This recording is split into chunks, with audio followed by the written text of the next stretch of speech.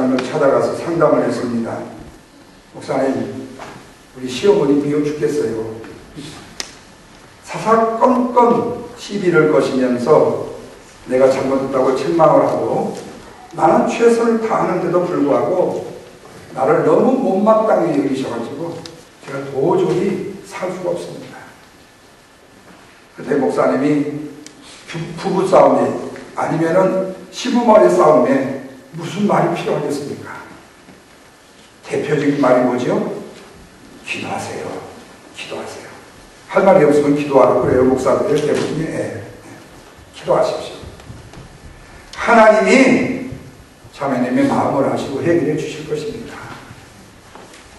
아주 힘들게 말씀을 하는데 타일러서 보냈습니다. 얼마 후에 그 부인이 다시 찾아왔습니다. 목사님 말씀대로 기도했더니 우리 시어머니가 더 안마가 돼가지고 더 관계가 악화가 됐습니다. 어찌할까요?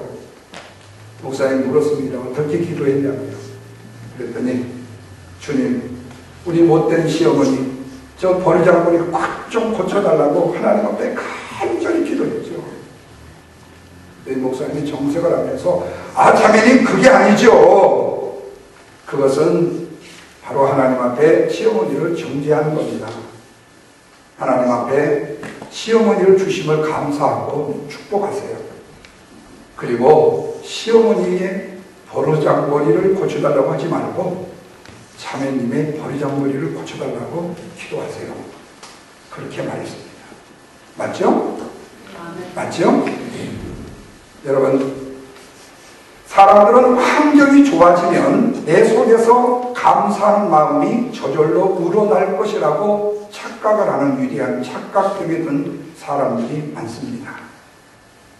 그런데 우리의 환경이 좋아졌다고 해서 순간은 입술로 감사라고 말할지 모르지만 감사하는 마음이 날마다 더 점점 늘어나는 것은 결코 아니라는 말씀입니다.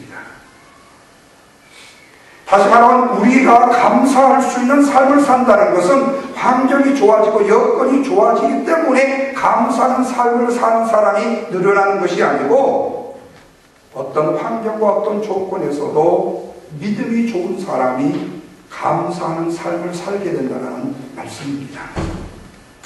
그렇다면 여러분, 우리가 감사의 마음을 잃어버렸다면요, 오늘 우리의 환경이나 조건이 나빠서 우리가 감사의 마음을 잃어버린 게 아닙니다. 다만 내 믿음을 잃어버렸기 때문에 감사의 마음이 없어진 것입니다. 그러므로 우리가 하나님 앞에 감사할 수 있는 여건을 많이 환경적으로 달라고 기도하기 전에 내 마음속에 어떤 환경도 어떤 여건도 어떤 사람의 관계 속에서도 감사할 수 있는 마음을 달라고 기도하는 성숙한 성도들 되시기를 주님의 이름으로 축원합니다. 감사는요, 불평은요, 습관이 되어지기 때문에 그렇습니다.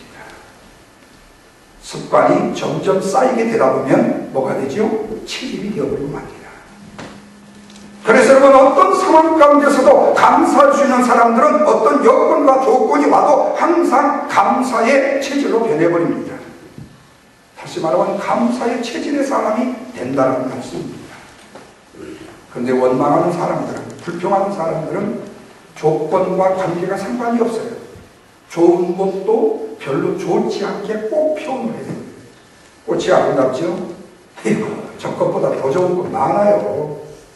아니, 지금 누가 다른 꽃 얘기했냐고, 이 꽃이 이쁘냐고 물었잖아요. 그런데 왜 다른 꽃 이쁜 꽃이 더 많다고 말해? 나는 이 꽃도 지금 예쁜데, 이왕 내 눈에 보여지는 것을 보면서 감사할 수 있어야 되는데, 원망하고 불평하는 사람들의 마음속에는 체질이 원망의 체질이고 불평의 체질로 변해버렸다는 거예요. 오늘 시편 50편의 말씀은 아삽의 시라고 이 50편 제일 서두에 기록이 되어져 있습니다. 당시 아삽 족속은 성전의 성가 대원들이었습니다. 뿐만 아니라 시대를 통찰하는 시대적 예언자들이 바로 이 아삽의 자손들이었습니다.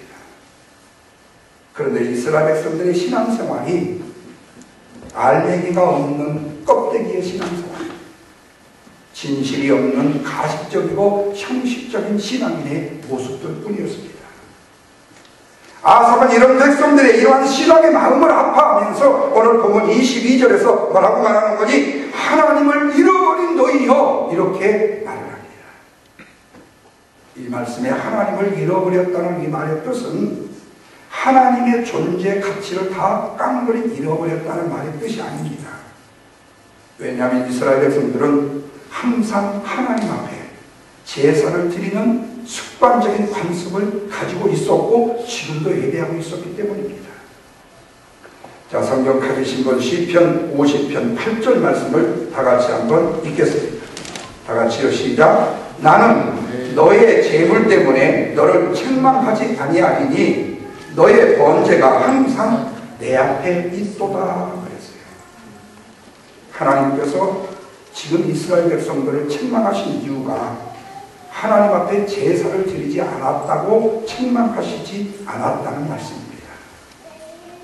왜냐하면 이스라엘 백성들은 항상 번제를 하나님 앞에 드리는 족속이었고 드리는 백성이었다. 항상 예배를 드리는 하나님의 사람들이었다. 9절 계속해서 보십시오. 그런데 내가 내 집에서 너희 집에서 수소나 너희의 무리에서 순염소를 가져가지 아니하리니. 자, 이 말은 뭐죠? 너희들이 지금 가지가지로 항상 번제 제사를 드리지만 내가 그 제사의 제물을 가지고 가는 하나님은 아니다. 그렇다면 지금 이 말에 속에 내포되어져 있는 내용은 뭐냐면 이스라엘 백성들이 하나님 앞에 제사를 할 때에 자기 집에 있는 수소나 아니면 내 무리에 있는 수염소를 가지고 하나님 앞에 극진한 제사를 드렸다는 말씀입니다. 그런데 하나님께서는 이스라엘 백성들의 제사의 내용물이나 횟수나 그 제물에 대해서 책망하지는 않으셨다는 말씀이에요. 그렇다면 문제가 뭐냐는 겁니다. 왜 하나님께서 이스라엘 민족들의 번제의 제사를 책망을 하셨는가? 뭘까요? 감사를 잃어버렸기 때문에 그렇단 말입니다.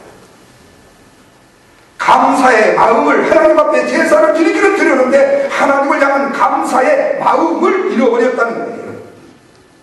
제사를 드릴 때에는 감사의 마음으로 드려야 되는데 감사의 마음이 없는, 아이고 오늘 주일 돌아왔네, 예배드리러 가야 되겠네, 아이고 이놈의 주일은 맨날 왜 이렇게 차고 형식적이고 가식적으로 예배를 드렸다는 말씀입니다. 저는 참 우리 시애틀에 목회하면서 감사한 게 있어요.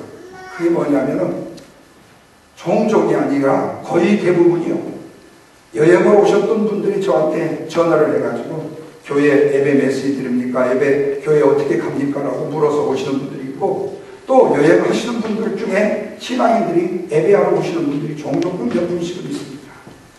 제가 참 그분들을 볼 때 존경스럽고 감사해요. 그분들이 우리 교회에 꼭 오셨으면 좋겠어요. 네. 왜 그러냐면요, 보세요. 지금 시애틀을 여행 온다지만 시애틀의 여행 기간이 얼마나 되시겠어요? 한 달, 두 달, 1년이 되시겠어요? 불과 길어봤자 몇 주 여행하시거든요. 며칠 여행하거든요. 그런데 이렇게 황금 같은 시간에 지금 어디야, 마운틴 레이드도 가고 싶고, 마운틴 베이커도 가고 싶고, 올림픽 마운틴도 가고 싶고, 저 뒤에 아울렛도 가고 싶고, 가야 될 곳도 많고 가야 될 시간들이 부족한데도 불구하고 하나님 앞에 마음과 뜻을 들여서 예배의 시간을 찾아와 예배 드리셨다는 말씀이에요. 그게 존경스럽다는 거예요. 여러분, 이거 쉬운 일이 아닙니다. 아무나 하는 일이 아닙니다. 하나님을 향한 감사의 마음이 없으면 될 수 없는 일이에요. 우리 학생들이나 우리 성도님들 흔히 다른 타주에 여행도 가죠. 여행 갈 때 저한테 보고를 한 학생들이 있어요. 목사님, 오늘 저 뉴욕의 어느 교회에서 예배를 드렸습니다. 어디에서 예배를 드렸습니다. 그래요. 꼭 예배를 드리세요. 그 예배의 시간을 제껴놓고 세상적으로 다른 것을 즐기고 보고 느낀다고 해서 여러분의 영혼에 살찌는 것이 아니고 여러분의 육체가 잘 되는 것도 아니란 말입니다. 우리가 하나님의 거룩한 믿음의 백성이라면 하나님 앞에 시마다 때마다 감사의 제사를 드리는 예배의 성공자들이 되셔야 합니다. 아멘. 이게 바로 뭐죠? 하나님의 축복받는 비결이라는 말씀입니다. 아멘. 이 믿음이 오늘 이 마음이 우리에게 중요하다는 거예요. 이스라엘 백성들은 그런데 하나님을 예배하는 예배의 본질, 제사의 본질을 망각해버렸다는 겁니다. 이방인들처럼 잘못된 태도와 습관을 가지고 형식적으로, 외식적으로 마치 이방인들이 자기들이 섬기는 신들에게 제사를 드리는 것은 그 신이 힘이 있기 때문에 그 힘을 내가 빌려서 쓰기 위해서 내가 온 마음과 정성을 다하여 그 신을 섬겼던 그들처럼 이스라엘 백성들이 하나님을 그런 이방의 신처럼 섬기고 의지했다는 말씀이에요. 그래서 비싼 제물을 바쳐봤습니다. 신들의 노여움을 좀 달려보려고 생각했습니다. 신들의 마음속에 좋은 인상을 풍겨보려고 했습니다. 신들의 축복을 받을 수 있다고, 그래야 받을 수 있다고 생각했던 거예요. 그래서 여러분, 바로 이방신의 특징이 뭐죠? 아이고, 당신 지금 예문 들었어. 이게 멧돼손 귀신이 들어와 있네. 이거 안 돼요. 이것은 보통 구제 갖고 나왔는데 이거 특별한 영광굿을 해야 돼. 이름을 붙여 거기다가. 그런데 이건 좀 비싸. 일반 보통. 그러니까 물어 이제. 아니 아무게 수리 얼마나 50만원짜리 했다는데 자네는 50만원 갖고 안 돼. 귀신이 세. 자네는 1000만원짜리 해야 돼. 여러분, 귀신 1000만원짜리가 어디 500만원짜리 어디 있어요? 정신 나간 무당한테 정신 나간 사람이 속아 넘어간 게 정신 나간지. 그 돈 좀 10%만 좀 성교비를 좀 쓰든지 아니면 나를 좀 주지. 이러면은 무당들은 먹고 살아야 되는데 어떻게 하냐면 또 무당들은 동정하시는 분들이 있을지 몰라. 근데 여러분, 왜 하필이면 죄송하지만 그 짓을 해야 돼요? 하고만 한 일들 중에. 여러분, 이거 다 속이는 거 아닙니까? 이거 다 가짜 아닙니까? 이건 진실이 아니잖아요. 그런데 왜 우리의 세상에서는 바로 이런 신들을 내가 만들어서 그 신 앞에 내가 정성과 내 마음과 뜻을 다한다면 내가 복을 받는다고 생각하느냐 그 말이에요. 전능하신 하나님, 창조주 하나님, 우리의 인간을 지으시고 우리를 섭리하시는 하나님께서 우리에게 복을 주시는 것이 어떻게 보이지 않는 신이 우리에게 복을 줄 수 있냐 그 말이에요. 그래서 오늘 9절 이하의 말씀에 아까 10절까지 읽었으니까 11절부터 다 같이 한번 읽겠습니다. 시작. 산의 모든 새들도 내가 아는 것이고 들의 짐승도 다 내 것이다. 내가 가려고 주려고 내한테 이르지 아니한 것은 세계와 거기에 충만한 것들이 다 내 것이다. 내가 수소의 고기를 먹고 염소의 피를 마시겠느냐? 감사로 하나님께 제사를 드리고 지존하신 이에게서 소원을 갚아라. 자, 이 말씀을 보십시오. 하나님께서는 하나님께 드리는 제사에 그런 값비싼 수소나 순염소가 필요 있다 없다? 없다고 말씀하시는 거예요. 왜? 그것도 다 내 것이거든. 천지가 다 내 것이라는 말씀입니다. 세상에 그 우렁찬 지금 마운틴 레이니어에 있는 그 산림도 그 짐승도 모든 가축도 다 내 것이었다. 하나님의 것입니다. 산의 새들도 들의 짐승도 다 하나님의 것이었다. 뿐만 아니라 하나님께서는 수소의 고기를 먹었고 염소의 피를 마신 분이 아니다. 창조주 하나님께서는 이방 신들처럼 자신의 배를 채우기 위해서 다음의 제사를 간절히 기다리시는 배고프고 연약한 신이 결코 그런 짠짠한 신이 아니시라는 말씀입니다. 그렇다면 사랑하는 성도 여러분, 정말로 하나님이 기뻐하시는 제사, 하나님이 찾고 원하시는 참된 제사, 예배의 참된 본질은 무엇인가 하는 거예요. 다시 말씀드립니다. 우리가 감사하는 마음으로 드리는 예배라는 사실을 믿으시면 아멘 하시길 바랍니다. 여러분, 이 말씀이 바로 오늘 본문 50편의 주제입니다. 그래서 14절 말씀에는 뭐라고 말하는 거지? 감사로 하나님 앞에 제사를 드리되 그렇게 말했고 23절에도 감사로 제사를 드리는 자가 나를 뭐하게 한다고? 영광롭게 한다고 말씀했어요. 오늘 말씀은 감사가 없는 제사와 신앙을 책망하는 말씀입니다. 다시 23절 말씀 보십시다. 시작. 감사로 제사를 드리는 자가 나를 뭐하다고요? 영화롭게 하나니. 그러니까 감사의 제사를 드리는 자가 하나님을 영화롭게 한다고 말씀하고 있어요. 하나님을 영화롭게 하는 사람은 감사로 예비하고 감사로 예물을 드리고 감사하는 마음으로 삶을 살아가는 사람이다. 역설적으로 한번 얘기를 한다면 감사를 잃어버린 사람은 어떻습니까? 하나님을 영화롭게 하기는커녕 하나님을 슬프게 하는 사람이요 하나님의 마음을 아프게 하는 사람이라고 말할 수 있죠. 그래서 하나님 앞에 감사가 없는 형식적인 제사는 하나님이 기뻐하지 아니하신다고 말씀합니다. 형식적으로 소나 양을 잡아서 제사를 드리지 말고 감사하는 마음을 가지고 하나님께 예배를 드리라. 하나님께 제사가 하나님이 기뻐하시는 제물은 짐승의 피가 아니라 오늘 우리가 하나님 앞에 진심으로 제사하는 마음, 진심으로 예배하는 그 마음이 하나님을 영화롭게 하고 하나님을 기쁘시게 하는 축복된 역사이기 때문에. 그렇다면 사랑하는 성도 여러분, 과연 저와 여러분은 하나님을 영화롭게 하고 계십니까? 영화롭게 하지 못한다면 이제부터 한번 우리 이렇게 한번 변화시켜 보십시오.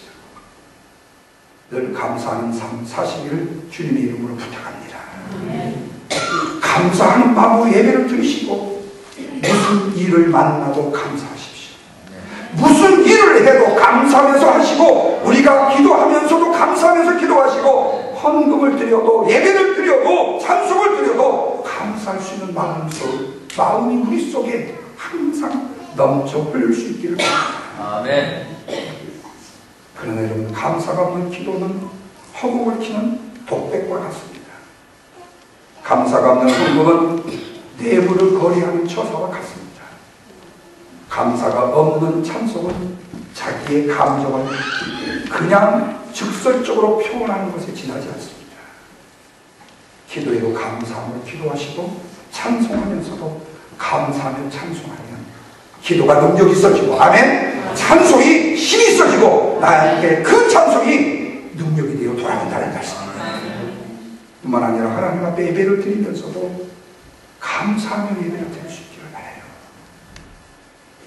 진심 어린 마음에 감사하다. 예배 마치고 난 다음에 친교하고 식사도 하고 좀 얘기 좀 하거나 돌아가세요. 그렇게 했더니 목사님 지금 저 약속이 있어요. 좀 바쁘긴 해도 가능한 주일날은 그냥 예배 드리고로 약속을 좀 하고 예배 약속도 좀 넣어주더니 예배 끝난 다음에 이후로 좀 약속을 해. 그리고 밥도 먹고 가고 청년들은 설거지 좀 하고 이럴 때 설거지 해가지 언제 설거지해. 남자들은 결혼해갖고 자기 마누라만 부려먹을 거요? 가서 연습해야 될 거 아니에요. 그러니까 지금부터 부지런히 설거지 잘해야지 가서 아내한테 이쁨 받지. 아내들은 또 가서 설거지를 미리, 처녀들은 미리 배워야 돼. 그래야지 남편한테 사랑받아. 그러면서 아우 피곤해. 설거지를 많이 해. 그러면 남편이 어디 갔고 금방 와서 도와줘. 근데 설거지 하고 뺀걸뺀걸 아이 저 예편네 아주 언제 설거지냐 보자 하면서 남편이 계속 쌓아놔. 그러면 그 미움받는 거예요. 이 말은 설거지를 꼭 잘해야 된다는 말이 아니야. 작은 일에도 감사하는 마음으로 내게 행하는 일 속에는 뭐가 있다? 축복이 있다. 이 말씀입니다. 여러분, 저는 목사가 되어서라기보다는요, 제가 만약에 교회 장로가 되고 집사가 되었다 소치더라도 제 마음속에 제가 신앙생활을 했다고 생각한다면 저한테는 거룩한 욕심이 샘솟듯이만 나타날 것 같아요. 이왕 예수를 믿어서 주님 앞에 왔습니까? 거룩한 욕심을 좀 가지란 말이에요. 아멘. 여러분, 한번 예를 들어볼게요. 지금 정말로 가난한 분입니다. 정말로 10불이 없어 20불이 없어서 힘든 상황 속에 있는 분이에요. 근데 여러분, 그런 분이요, 하나님 앞에 예배할 때요, 10불을 20불을 헌금을 다 드려요. 헌금 명단을 쫙 본 목사나 재정 부원들은요, 가슴에 내려옵니다. 가슴이 쓰려옵니다. 저분이 어떻게 저렇게 하셨을까? 이제는 거룩한 부담감이 생기기 시작합니다. 근데 여러분, 하나님의 마음이 그렇다. 우리가 하나님을 향하여서 진정한 감사의 마음을 표하여 드릴 때에 하나님은 마음이 애려요. 아휴, 저놈이 저렇게 지금 저 마음을 가진 내가 어떻게 해야 되느냐? 여러분, 인간의 목사의 우리 누구를 통해서 도와주든지 어떤 도움의 역사를 이루도록 만들어 주실 거 아닙니까, 여러분? 이것이 바로 신앙의 기적을 보는 것이고 신앙의 능력을 보는 것이고 하나님의 기적을 보는 우리 신앙생활의 기쁨이 아니겠어요? 없어요. 못해요. 안 돼요. 할 수 없어요. 그렇게 살아라. 네. 평생을 그렇게 살아. 네. 화나 죽겠어 아주 그냥. 네. 왜 한 번도 우리는 신앙인으로서 기적을 한 번 만들어보지 못하냐? 믿음의 기적을 왜 한 번 만들어보지 못하냐? 우리 다 가난해요. 다 없어요. 할 수 없어요. 능력 없어요. 힘 없어요. 그러나 우리가 하나님을 향해서 감사의 마음을 가지면 하나님은 우리의 감사의 마음에 감동을 하신다니까요. 아멘? 하나님이 감동하시면 우리는 기적이 일어나는 거예요. 우리의 신체는 세상 말로 노라는 거예요. 뻥 튀기는 거예요. 성경의 인물들 보세요. 다윗이 그들이 유지했습니까? 모세가 그들이 유지했습니까? 어디들이 아브라함이 유지했습니까? 사무엘이 어디에 유지했습니까?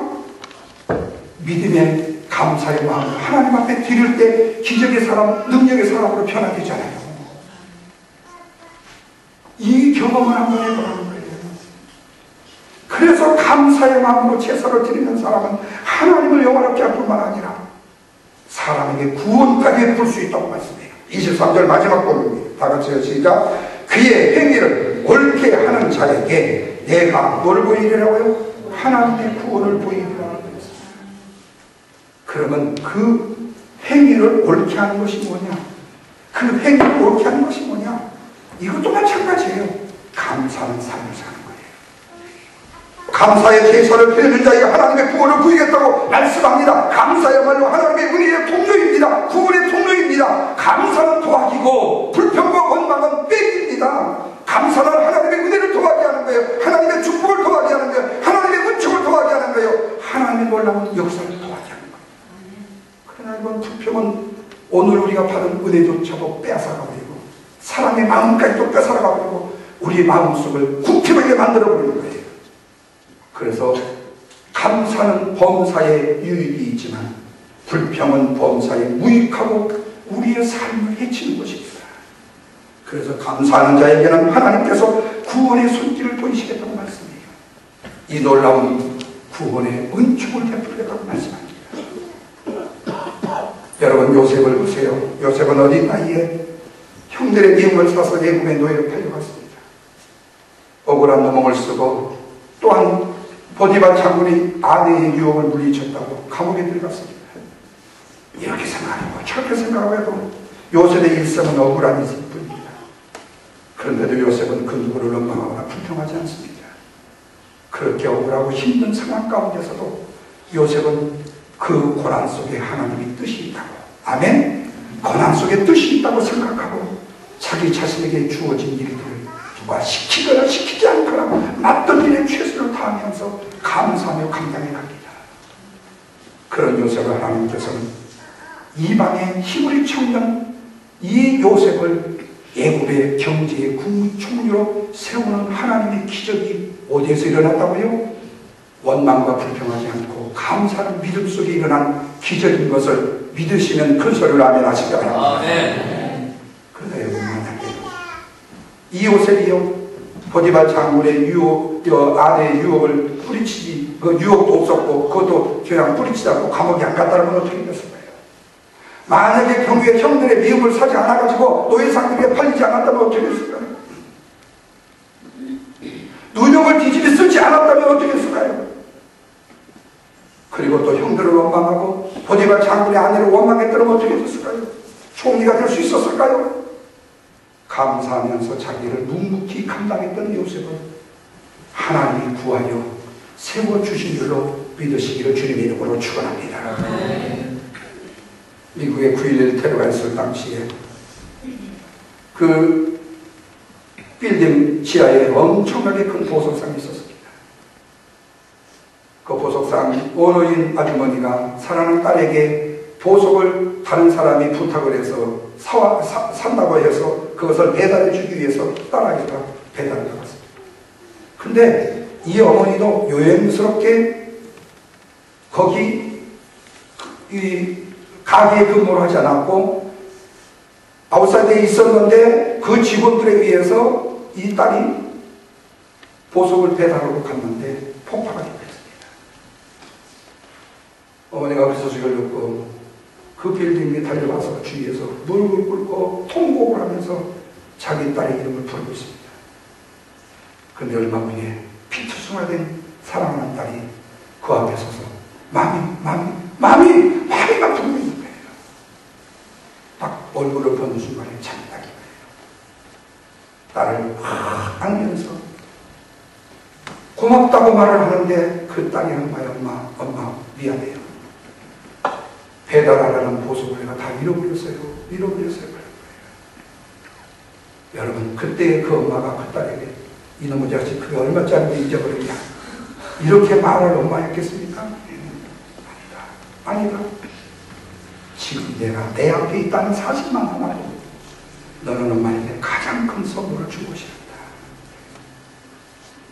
사랑하는 성도 여러분, 내 주위에 나와 함께 살아있는 사람이 내 주위에 있다는 것 하나만이라도 내 인생의 최고의 선물로 여기고 살아가는 인생의 삶을 우리가 살 수만 있다면, 그것을 인정하면서 살아갈 수만 있다면, 그런 감사와 그런 마음의 생각은 하나님을 영화롭게 할 뿐만 아니라 내 자신을 행복하게 하고 상대방을 행복하게 만드는 감사라는 사실을 꼭 기억하시길 바랍니다. 아멘. 그래서 여러분, 감사는 행복해지는 연습인 겁니다.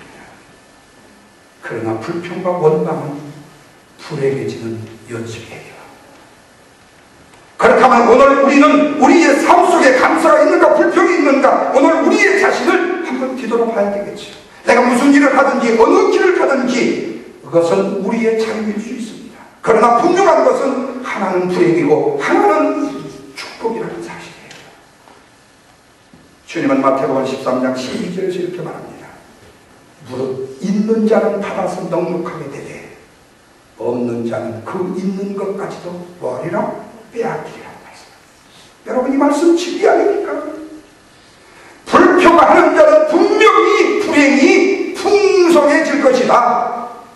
그러나 감사하는 자는 행복이 풍성해질 것이다. 어디 그 본입니까? 불평하는 자는 행복마저 빼앗길 것이다. 그러나 감사하는 자는 작은 불행의 씨앗마저도 완전히 사라질 것이다. 죽을 병이 걸려도요, 감사는 믿음으로 손내며 그 감사의 그 독이, 감사의 그 능력이 암을요 하나씩 쪼각내서요 부숴서요 흘러버리게 만든다니까요. 안 당해봤으니까 모르는 거예요. 네. 감사하는 삶이 오늘 나의 엄청난 불행 같은, 그리고 아픔 같은 현실도 감사하는 마음으로 갖게 되어지면 그 불행을 하나씩 잘라서 감사로 바꾸는 인생으로 바꿔주신다니까요. 그러기에 사랑하는 여러분, 감사하는 마음은 첫째는 뭐래요? 하나님을 영화롭게 하고, 두 번째는 뭐가요? 나에게 행복을 가져주고, 세 번째는 뭐예요? 당신들에게 행복이 넘친다는 사실입니다. 이제 말씀을 마칩니다. 기도해도 감사하며 기도하시기를 바랍니다. 아멘. 찬송을 해도 감사하며 찬송하고 예배를 드리고, 감사하면서 예배를 드리고, 봉사하고 헌신을 해도 감사하며 헌신하고 봉사할 수 있기를 축원합니다. 이것이 바로 하나님을 기쁘시게 하는 일이고 하나님을 영화롭게 할 수 있는 일이기 때문에 우리가 늘 감사함으로 하나님을 영화롭게 하고 하나님을 기쁘시게 한다면 남도 행복하고 나도 행복하고 세상만 누이 좋고 매부 좋고 개치고 가재 잡고 모든 축복이 우리에게 와집니다. 감사를, 믿음의 행복을 일궈내는 저와 여러분 될 수 있기를 주님의 이름으로